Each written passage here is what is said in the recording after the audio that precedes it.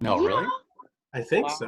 No, no, Wow. no, no. It's day 22. This must be maybe our 10th or so. I'll have to count them up. But I'm gonna let everybody in now. We're gonna go live. Here we go.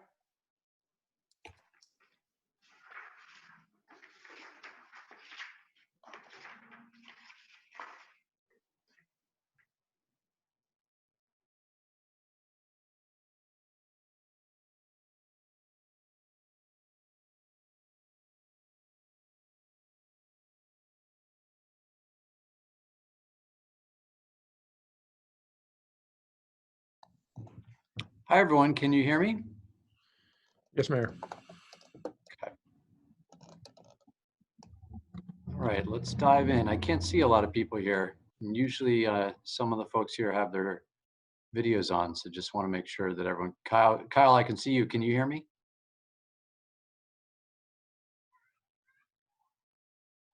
If you could just nod your head if you can hear me, Kyle.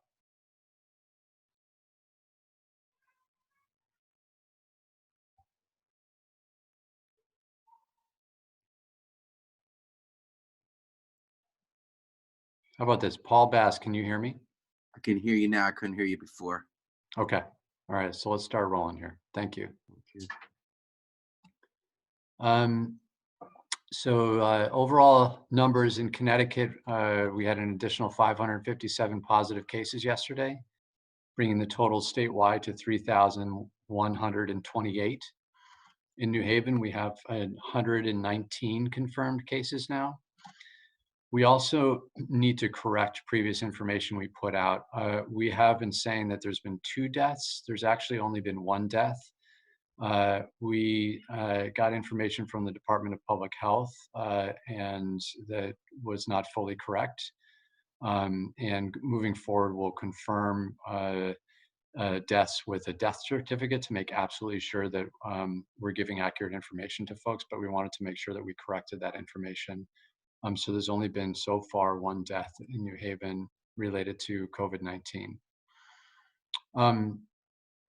As probably people have seen, Southern Connecticut State University is being set up as a field hospital with 250 beds.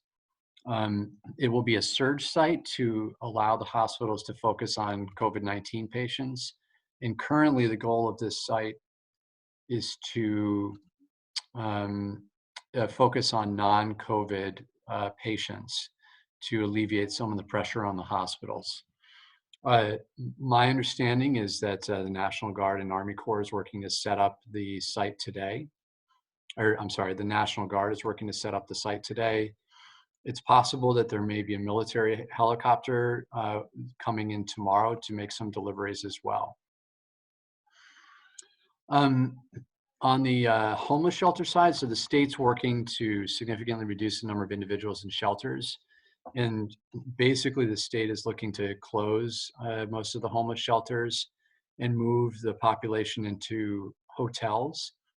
That's being done pretty proactively, and it's possible that even as early as tomorrow, we may see a lot more homeless individuals moving to hotels rather than locating at homeless shelters. As people know, we have been working to transfer individuals to hotels to reduce the number of people at the shelters. The state wants us to do more and basically work hard to actually close the homeless shelters and make sure that individuals are separated even more. I have one update on Bella Vista. So Bella Vista, they actually are opening the store up. There was some concerns by residents. Bella Vista had closed the store that some residents use to have access to food. They're going to be opening that up and providing delivery services to residents so that they can have access to food. And they will be communicating with the residents on that. And they've also started up with CT Transit, or they will be starting up. I'm not sure if it's actually gone into action. The bus routes to go back to the previous site up the hill. They won't be doing transfers at that site, but for residents that are coming to and from Bella Vista, they can access the previous bus station to make it easier for them to get up the hill. I don't think I have any other major updates. Does anyone else on the team have anything that they want to add? So I'll open up to questions.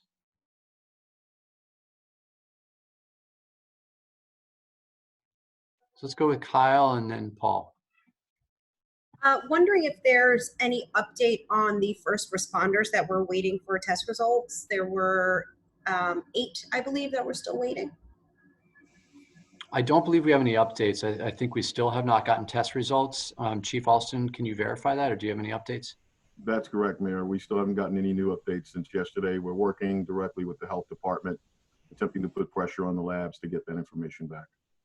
So my understanding, to get into a little bit more detail why there's such a delay, the hospital sent the tests to a facility that was recently opened in Virginia by Quest. And that facility got totally overwhelmed with requests. And so that facility in particular, where the test samples are for our public safety officers, is moving particularly slowly. We're obviously very anxious to get the results of this, both so the officers can have a better understanding of their situation. And of course, we want to make sure that the officers and firefighters get back to work as soon as possible as well. Go ahead, Paul. Thank you, Justin, and good afternoon. I hope you're all doing okay. I was thinking about event tracing. So your staff has spoken in general terms about how when someone's infected, you're tracing stuff back. And we've all heard about certain events where it seems like a couple people attended. They don't know if that's where they got it. And today I've heard about an office where a healthcare worker worked and the other people haven't been notified. Can you share with us any specific events or workplaces that you've been noticing infections and that you've been tracing them to other people so the public can have more awareness? Director Bond, you want to take this?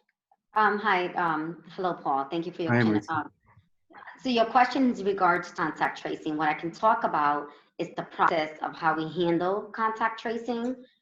So in the event that we are notified of a positive case, whether it is a healthcare worker or not, any individual tests positive, we then investigate the matter, contact the individual, and begin an interview process that consists of a number of things.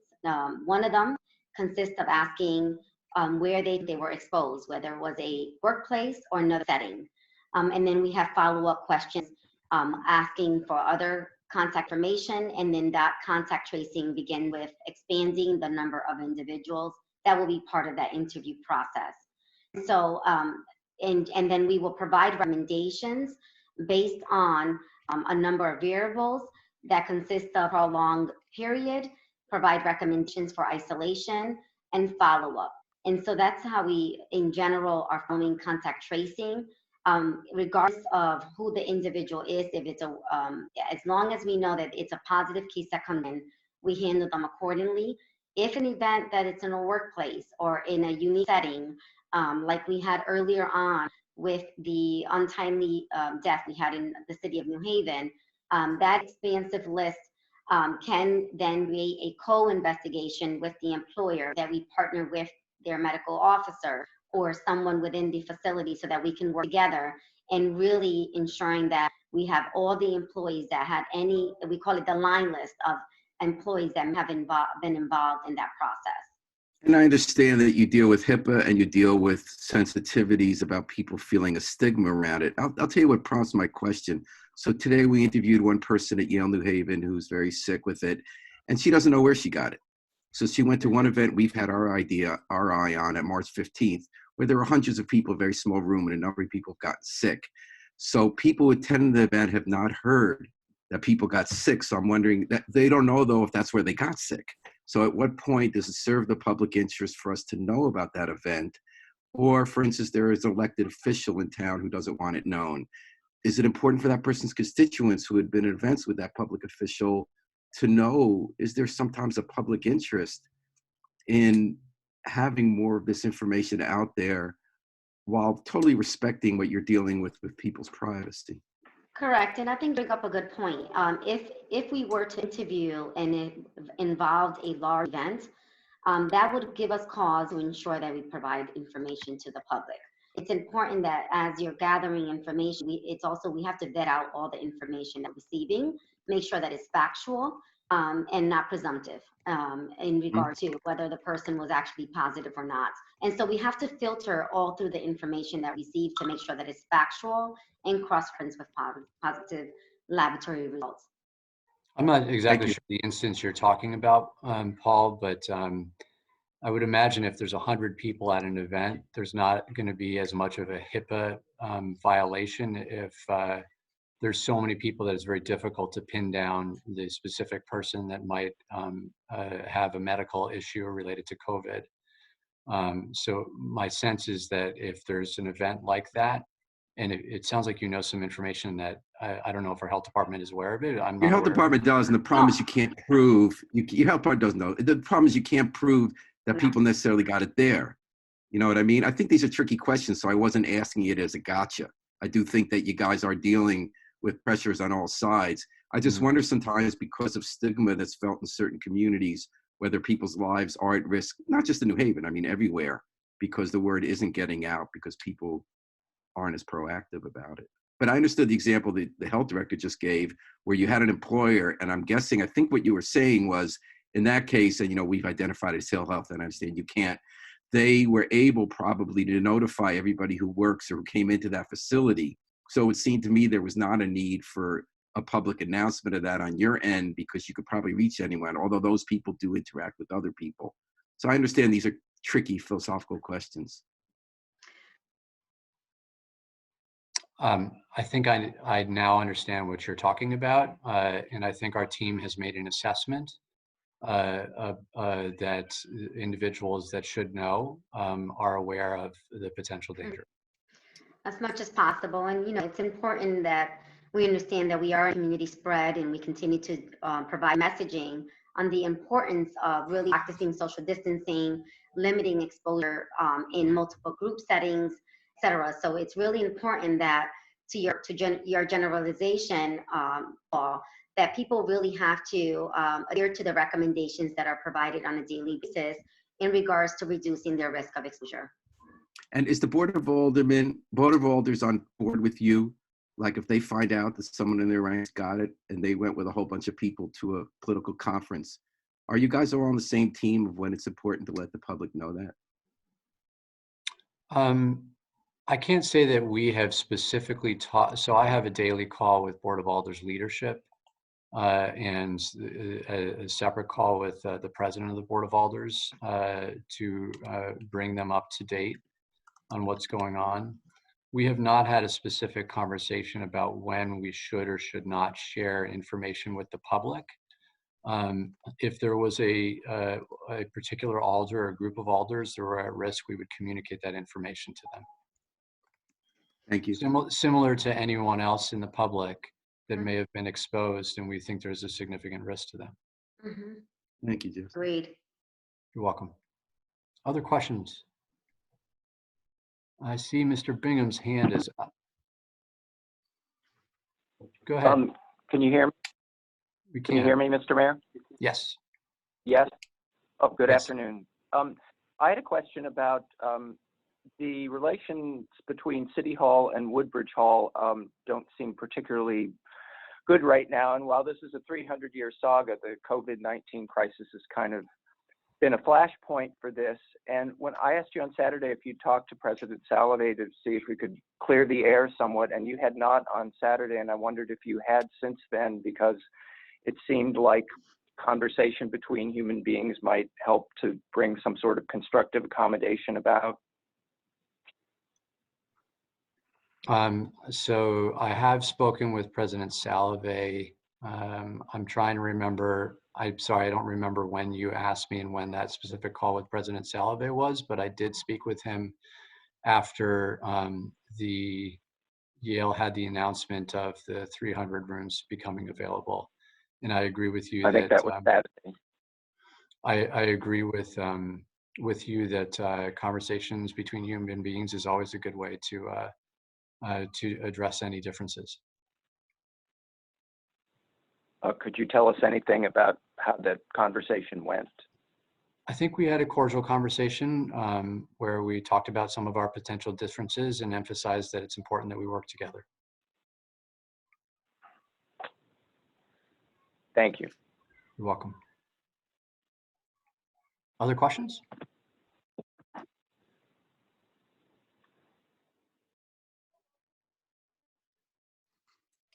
Go ahead, Kyle.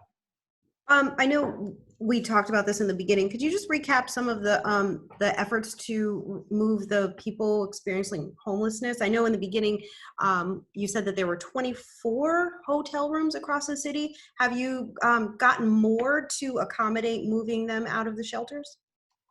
So it's complicated, but basically our approach to supporting individuals that are experiencing homelessness, I'd put into 3 groups. The first group is asymptomatic people that we want to make sure aren't forced to stay in an environment where they are all too close together. And with that group, we're using hotels. The second group is individuals that may have been exposed or are symptomatic, but we do not yet know if they have COVID-19. And we're working on a strategy to provide housing for individuals that are in that category where they're able to be separate from one another.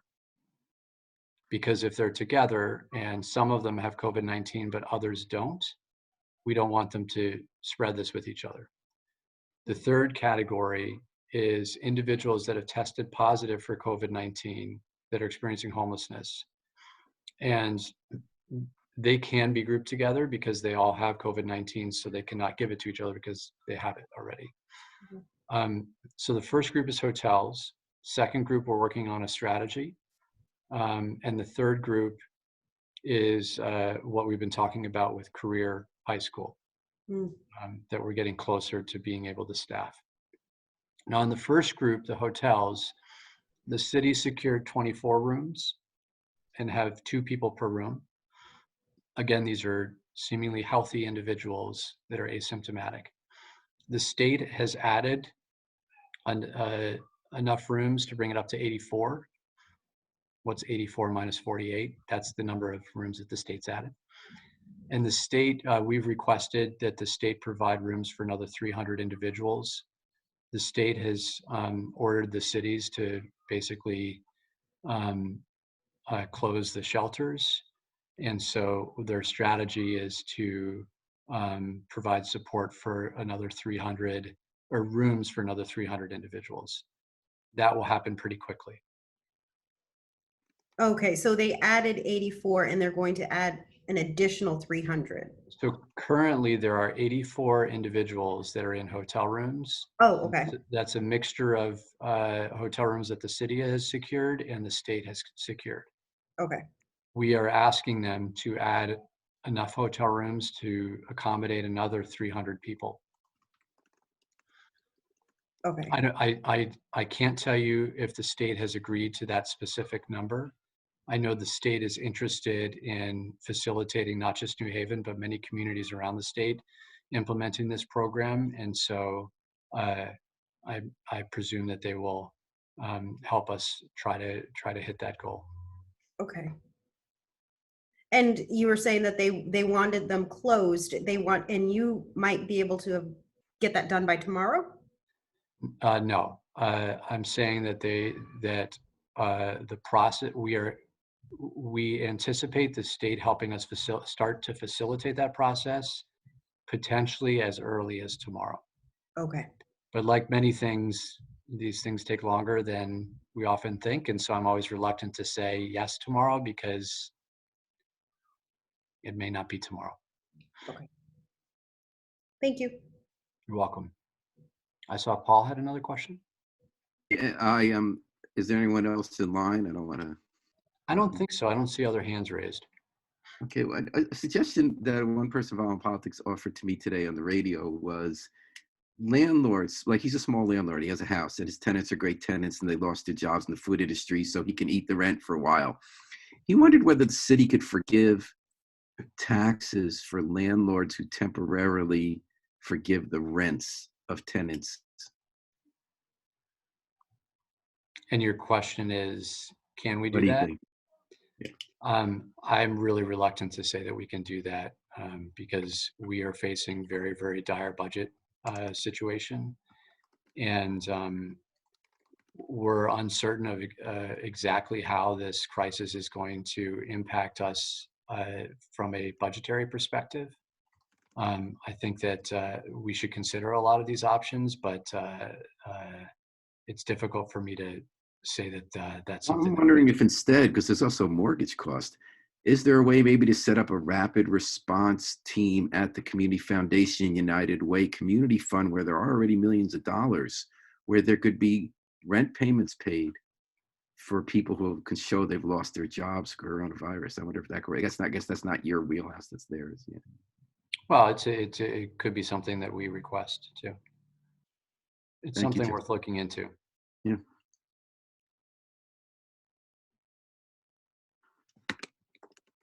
Thanks, Paul. Any other questions? I'm going to unmute Mary O'Leary because she usually has a question. Hi, Mayor. I am here. Can you see me? Can you hear me? We cannot see you, but we can hear you. Yeah, I know the video didn't come up. I guess I just have, I think all the questions really have been answered, but once people get moved out and, 300 of the more homeless people go into hotels, will it be public where they are, where they're going to be? I don't plan on releasing that information. And the reason why is I think that the people that are going into the hotels need to go through a process. And we don't want a lot of people just showing up at the hotels and trying to get rooms. So we don't anticipate, I don't plan to release that information. I'm not sure what the state will be doing. Okay, and I just have one more question. I guess there was only, one firefighter has been definitely cleared, that he doesn't have COVID. I don't quite understand. I think the fire chief yesterday said that he will wait out the 14 days. If that's the case, I don't understand that. Why not go right back to work if you've been cleared? I can answer that. So there's a return to work process that is being worked out with labor so that it is consistent across public safety. There are others who have been cleared, and we are making sure that that incubation period, I'll give you an example. One of the public safety officers, the 13th day, developed symptoms. So even though the test came back negative, we are concerned about the incubation period. So we're being very cautious about returning people to work. Okay, thank you. I think in general, this is a really tricky thing that we're trying to figure out. I know the chief has something to add, but in my understanding is that when people are symptomatic, they're much more likely to test accurately. If they're not symptomatic, they may not test accurately. And so it's a challenge that we're going through because we want people to get back to work if they're healthy. And if you test people too early, you might not get a fully accurate result. And so it's just something we're struggling with. I saw Chief had something else you wanted to add. Yeah, we're also handling those, Mayor, on a case-by-case basis because, again, we cannot determine whether the exposure was from work or from off-duty. So that's still part of that contact tracing process as well. Okay. I guess I might have a question about the getting back the results and getting them back quicker. I talked to some people at Yale yesterday, and they're trying to use other facilities rather than just Quest. They're going to use the Mayo Clinic and actually start testing themselves. They already do testing for their own patients and personnel, but they were going to do another method of testing. So I was wondering if you've talked to the hospital about that. Yeah, so the hospital has shared with us that they're basically the same information that you have, that they're trying to find a variety of different ways to facilitate faster testing. And it's something that they're concerned about, as are we, because in particular, their employees and first responders being tested quickly and getting the results quickly is critical to us being able to respond to this crisis. Okay, thank you. Any other questions? Going once, going twice. Thanks, everybody. See you tomorrow.